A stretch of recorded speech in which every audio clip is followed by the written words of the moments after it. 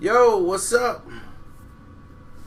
This is the truth behind the beef between Cassidy and your boy T.I. or T.I.P. Tip, whatever way you want to call it.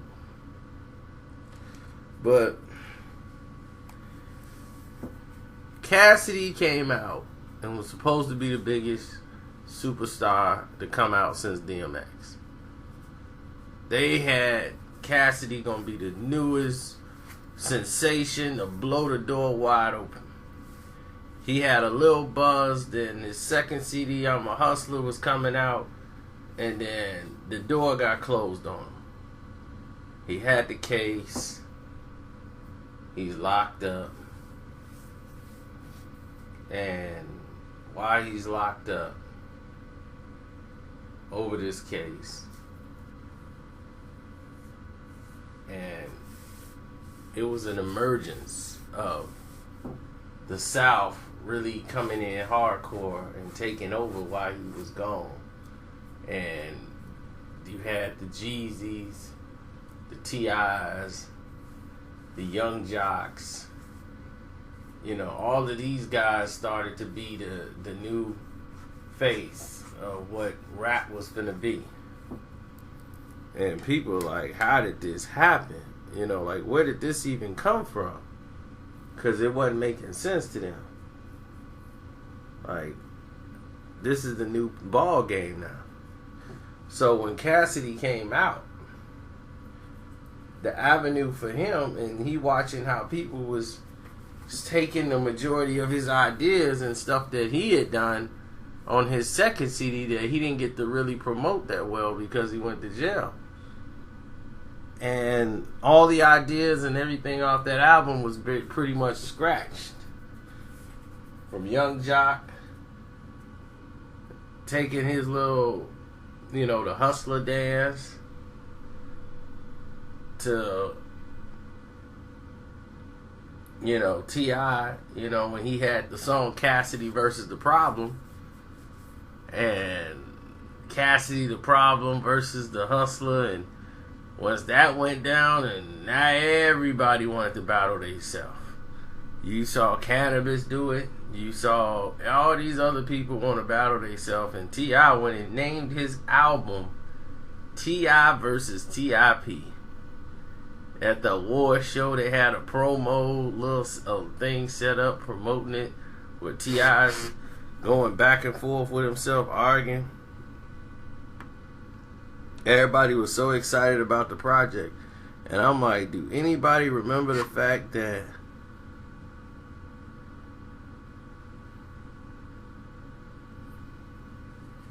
I'm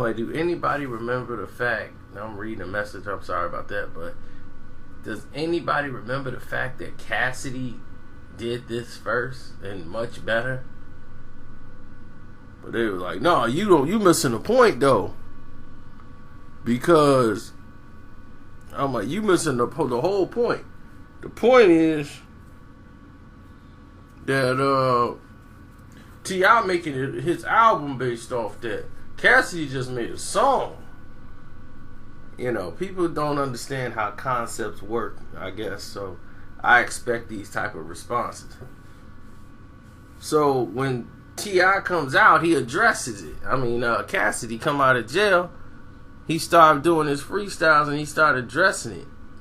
Like, look, man, dudes is still, you know, stealing from me and doing all this. And T.I. was like, look, I don't even know, homeboy, man. I ain't even hear that song. That stuff ain't even make my airplay. So T.I. acting like he never even heard of Cassidy's song, Cassidy the Hustler versus the Problem. That this was an idea he thought of like years ago, and he wanted to do it because he was like, man, it's always T.I. and it's Tip, T.I. versus Tip since like his first album. So he said, I'm gonna name this album T.I. versus T.I.P., you know, Tip, rather, because people get mixed up sometimes. You know, T.I. is more the businessman and Tip is from the streets, and I'm more leaning towards T.I. now than Tip, and everybody know me from the streets still call me Tip. So he thought this is just a microcosm of it. So Cassidy wasn't on his lane. Some people say T.I. dissed him on the next album. Nothing really connects to Cassidy. I didn't ever hear anything like really that jumped out at Cassidy to make me even put that in this video.